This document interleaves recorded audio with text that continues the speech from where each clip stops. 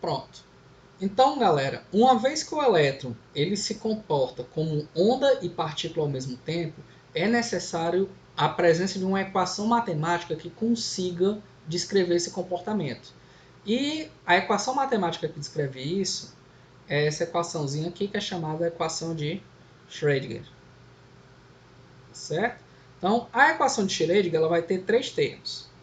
Esse primeiro termozinho aqui está relacionado com a energia cinética do elétron.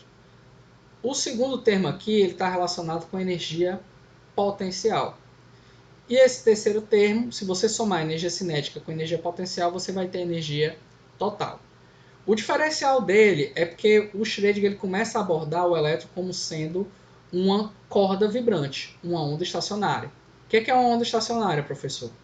Você vai ter uma onda com as pontas presas. E aí você vai ter a onda vibrando. Então aqui a gente tem o que a gente chama de primeiro harmônico, onde a corda ela vai vibrar só para cima e para baixo.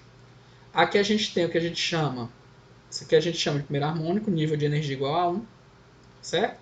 Aqui você tem continua com as pontas presas, mas se tu aumentar a energia da vibração, vai chegar a um ponto que a corda ela dobra aqui no meio e ela vai vibrando. Enquanto um lado sobe, o outro lado desce, certo? Então você vai ter uma crista e um vale com um nó no meio.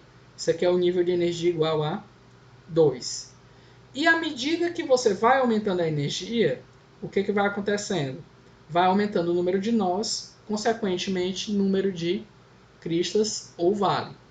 Tranquilo?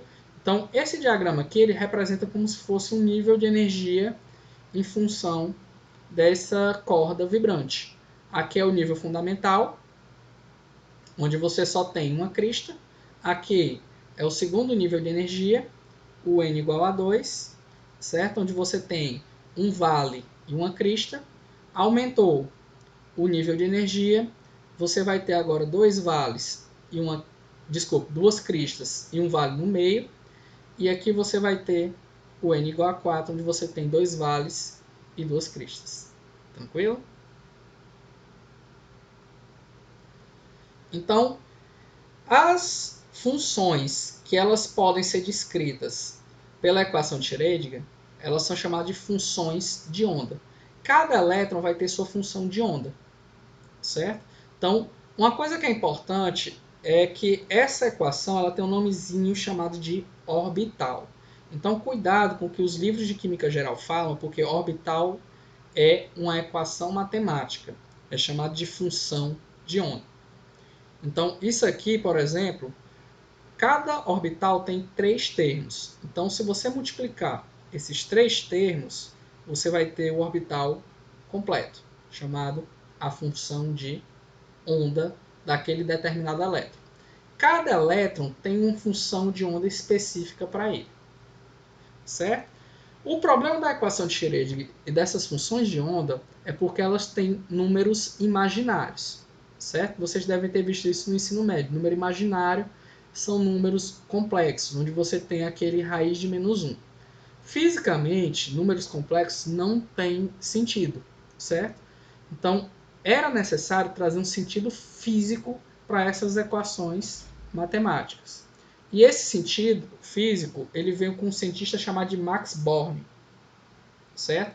Que criou o que a gente chama de função densidade. A função densidade, ele pegou a função de onda, elevou ao quadrado e integrou nas suas 3 dimensões. No momento que ele faz isso, ele cria o que a gente chama de função densidade. A função densidade é a região do espaço mais provável de se encontrar o elétron, certo? Então, normalmente os livros de ensino médio e os livros de química geral, às vezes eles confundem um pouco o conceito. Essa região de probabilidade é função densidade. Função de onda, equação matemática, é orbital. E no momento que ele faz essas integrais, ele gera determinadas superfícies, certo? Que a gente chama de nuvem eletrônica. Então, cada elétron habita a sua nuvem eletrônica específica. Tranquilos? Então, a equação de Schrödinger ela também pode ser representada, em vez de você trabalhar com o plano cartesiano, x, y, e a coordenada z para tornar o plano tridimensional, acaba sendo mais simples trabalhar com coordenadas esféricas, certo? Você imagina o elétron como sendo uma esfera, então você vai ter um raio, que é a distância do elétron para o centro, que é o núcleo, e você vai ter um ângulo, que ele vai estar fazendo como se fosse um meridiano, certo? E o outro como se fosse uma latitude, certo? Como se fosse latitude e longitude do elétron ao longo dessa bola. Então, essa função ela pode ser descrita em duas partes, função radial e função angular. Essa função radial ela vai ser determinada por um número chamado número quântico principal. É uma variável que vai determinar a distância daquele elétron para o núcleo. Então, vai ter outras duas variáveis que estão relacionadas com o movimento angular do elétron, que é chamado o número quântico secundário, certo? Representado pela letra L, e o número quântico magnético, representado pelo Ml. Além disso, a gente vai ver mais na frente que tem um quarto número quântico de spin, só que originalmente ele não fazia parte da equação de Schrödinger. Ele foi determinado experimentalmente depois.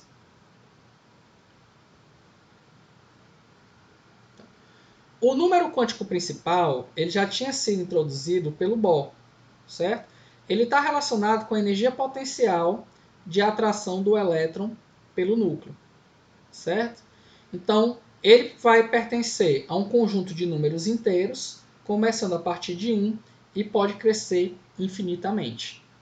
Ele também é representado por letras do alfabeto maiúsculo, onde K representa o número quântico igual a 1, o L representa o número quântico igual a 2, o M, o 3 e por aí vai, certo? O número máximo de elétrons, no caso que uma camada suporta, ou um nível suporta, ele é dado por essa relação aqui. É igual a 2n elevado ao quadrado. Então, se você tem elétrons com o número quântico principal igual a 1, o número máximo de elétrons que suporta nessa camada vai ser 2 vezes 1 elevado ao quadrado. Então, essa resposta aqui vai dar 2. Se você fizer agora para n igual a 2, o número de elétrons que você vai ter aqui vai ser 2 vezes 2 elevado ao quadrado. Isso aqui vai dar 8. Tranquilo?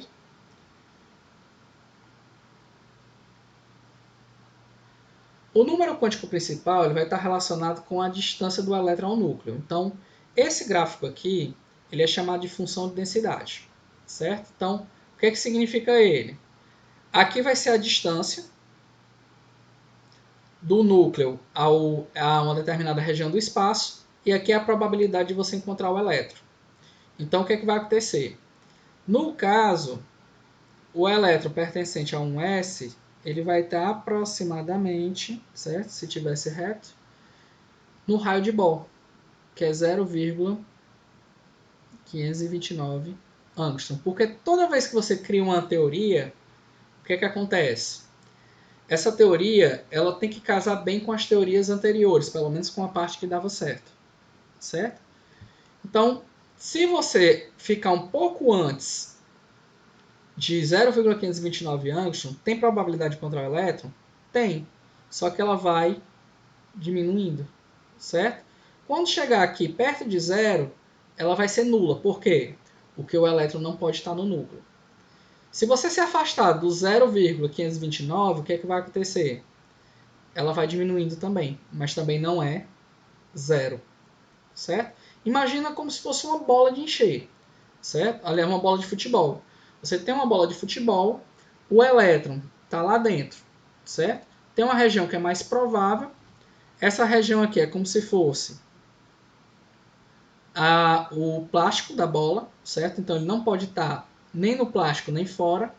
E aqui ele também não pode estar no centro da bola, certo? Se você aumenta o valor do número quântico principal, agora se esse número quântico principal for igual a 2, o que vai acontecer? Então a gente vai perceber que tem uma região de alta probabilidade aqui e uma região de maior probabilidade aqui, certo? Então, você vai ter essa região aqui é a mais provável de você encontrar o elétron para o N igual a 2. Tranquilo? Existe aqui no meio uma região onde a probabilidade é zero. Isso aqui a gente já viu que região onde a probabilidade é zero de se encontrar o elétron é chamado de nó. Então, o nó ele vai ser justamente essa partezinha branca dessa casca aberta aqui, certo? Que é a representação em 3 dimensões dessa função de probabilidade. Quando você aumenta para o número quântico ser agora igual a 3, o que vai acontecer? Você vai ter 3 regiões de máximo, certo? Onde a maior região de máximo vai ser aqui perto de 700 picômetros, certo? Então, o que vai acontecer? Essa região aqui é a mais provável de encontrar o elétron. Ele pode estar até aqui e vai ter algumas regiões onde vai ser a probabilidade zero de você encontrar esse elétron. Então, para n igual a 3, a gente vai ter a presença de 2 nós. Certo? Então, para n igual a 1, que é essa região aqui, a quantidade de nós é igual a zero. Para n igual a 2, a gente tem um nó, que a gente já viu. Para n igual a 3, a gente vai ter 2 nós. Conseguiram perceber um padrão? O número de nós ele vai ser sempre o número quântico principal, certo? Nesse caso, menos 1. Se você for trabalhar com outros orbitais, vai ter uma fórmula mais genérica, certo? Então, se você trabalhar com outros valores de número quântico secundário, o número de nós radiais ele vai ser igual a n menos L mais 1. Aqui, como a gente está trabalhando com a subcamada S, o que vai acontecer? Como o S, o L igual a zero, então quando você substituir aqui na fórmula, vai ficar n menos 1. Por isso que o número de nós sempre vai ser uma unidade a menos do que o número quântico principal quando a gente falar de orbitais S. Beleza? Agora, quando a gente tem o número quântico secundário ele vai estar relacionado com o quê? Ele está relacionado com a forma da nuvem eletrônica, certo? Então, se você muda o número quântico secundário, você muda a forma da densidade eletrônica. Por exemplo, quando L igual a zero, a gente vai ter uma nuvem eletrônica em formato de esfera. Quando L igual a 1, a gente vai ter uma nuvem eletrônica na forma de halteres. Quando L igual a 2, a nuvem eletrônica ela vai ter a forma de 4 esferas, certo? Com exceção desse daqui, que ele tem a forma de 2 esferas e uma rosquinha no meio. Tranquilo? Aí o que vai acontecer? O número quântico secundário ele também vai estar associado com a quantidade de nós angulares. O que são nós angulares? São planos que você consegue atravessar pela nuvem eletrônica sem tocar nela. A quantidade de nós angulares é igual ao próprio número quântico secundário. Então, aqui é muito tranquilo. Quando você tem o L igual a zero, que a gente chama de orbital S, que é uma esfera, você não consegue de jeito nenhum cortar isso aqui como se fosse uma faca sem pegar na nuvem eletrônica.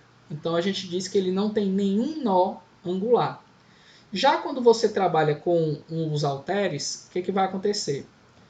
Os halteres eles vão ter regiões, por exemplo, aqui você tem 2 halteres, que é a nuvem eletrônica do orbital P, e você consegue cortar por essa região aqui que tem esse disco cinza com uma faca sem acertar nenhuma das nuvens eletrônicas. certo?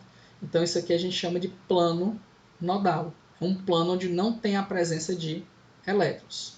Então, independente da direção de um orbital P, ele sempre vai ter um plano nodal angular. Quando a gente trabalhar com os orbitais D, o que é que vai acontecer? O número quântico secundário para um orbital D, ele vai ser igual a 2, certo?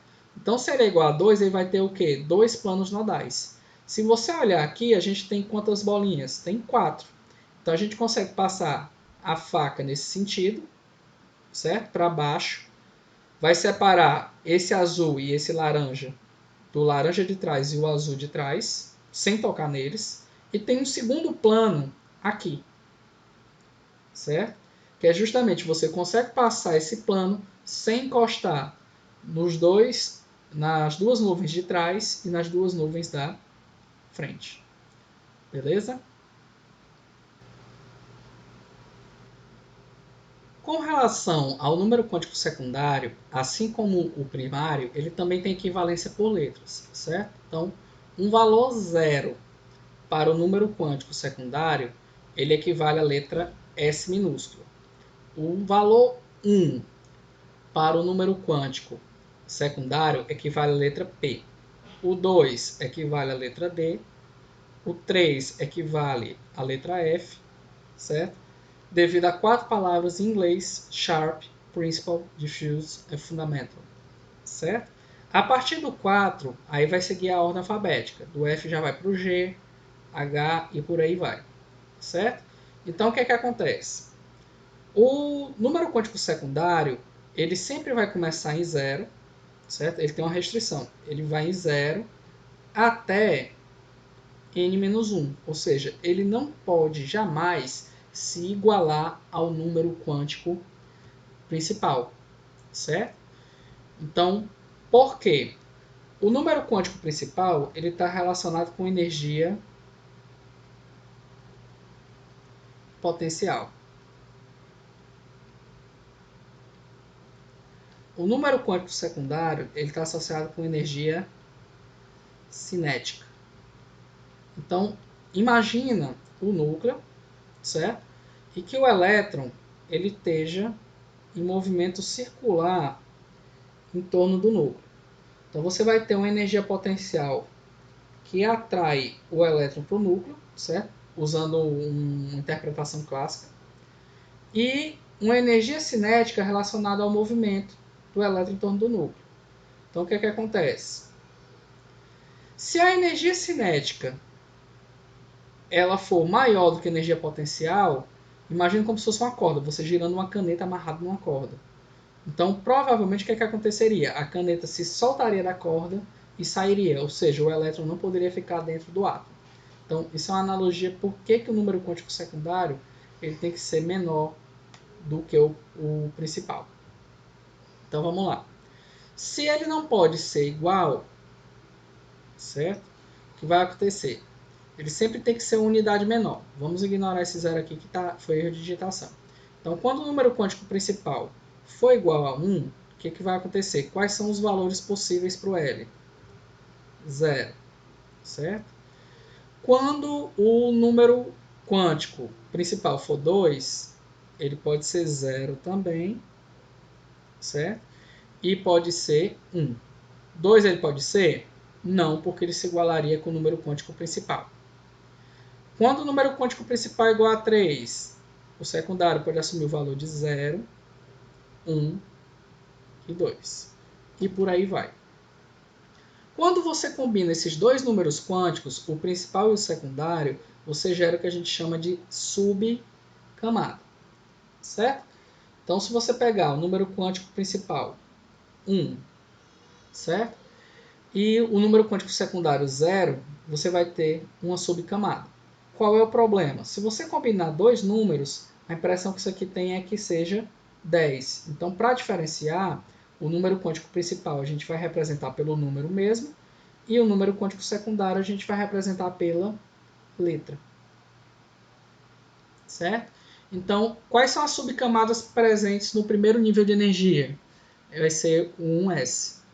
Quantas subcamadas vai ter no segundo nível de energia? 2. O 2s e o 2p. Quantas subcamadas vai ter no terceiro nível de energia? 3. Certo? Então, vai ter o 3s, o 3p e o 3d. Certo? Então, se você reparar, cada nível de energia tem n subcamadas. Certo? Então, o número quântico principal determina o número de subcamadas que ele tem. Tranquilos?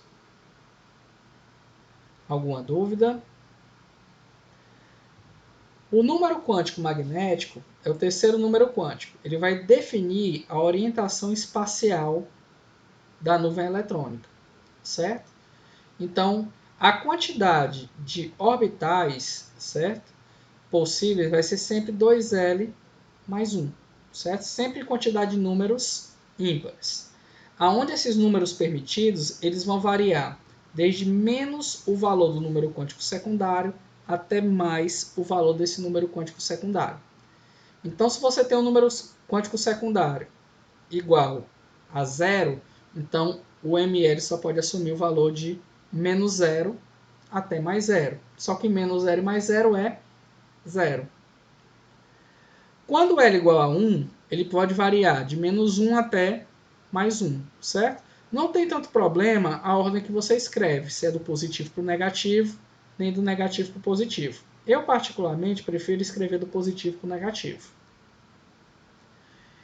O L igual a 2, ele vai variar os valores de ml possíveis, desde mais 2 até menos 2. E do mesmo jeito com o 3, certo? Então você vai variar de mais 3 até menos 3, certo? Essa quantidade de orbitais aqui eu vou ajustar, certo? Porque eu acabei errando quando fui copiar, certo? Então, a quantidade de orbitais, ela sempre vai seguir essa formulazinha aqui. Então, se o L igual a 0, quantos orbitais você vai ter? Vai ter 2 vezes 0 mais 1. Ou seja, você vai ter um orbital, que é justamente o de ml igual a 0. Quando L igual a 1, o que vai acontecer? Número de orbitais. 2 vezes o 1 mais 1. Certo? Ou seja, você vai ter quantos orbitais aqui? 3. 1 de número quântico mais 1, 1 de número quântico 0 e 1 de número quântico menos 1. Quando L for igual a 2, você vai ter 2 vezes 2 mais 1. Você vai ter 5 orbitais, numerados de mais 2, mais 1, 0, menos 1 e menos 2. Ou seja, se você perceber, a quantidade de orbitais é a ordem crescente de números ímpares. Então, 1, 3, 5. O próximo seria quem? O 7. Certo? E se a gente conferir, a gente vai perceber isso mesmo. 1, 2, 3, 4, 5, 6 e 7. Tranquilos? Vamos para frente. Então, aqui é mais ou menos um esquema, um esboço da evolução da eletrosfera, desde o modelo de Bohr até o modelo de Schrödinger. O que a gente tem no modelo de Bohr? No modelo de Bohr, a gente tem órbitas circulares perfeitamente, ou seja, você sabe exatamente onde está o elétron, certo? Qual é a posição e qual é a velocidade dele. Quando você tem o acréscimo de de Broglie, o que acontece? A órbita deixa de ser circular e o elétron ele começa a ondular em volta do núcleo, certo? Com o modelo de Schrödinger, acrescido pelas ideias do Born, você tem um modelo de probabilidade de encontrar o elétron. Então, esses pontinhos mais escuros, eles estão relacionados com quem? As regiões de maior probabilidade de você encontrar o elétron. Normalmente, para não fazer um desenho tão feio, até porque é ruim de fazer na mão, a gente costuma desenhar esse desenho como se fosse uma esfera sólida, né? Uma esfera fechada. Certo? Alguma dúvida até aqui? Vamos para frente. Se vocês tiverem dúvida, quarta-feira, venham tirar dúvida no nosso horário de aula.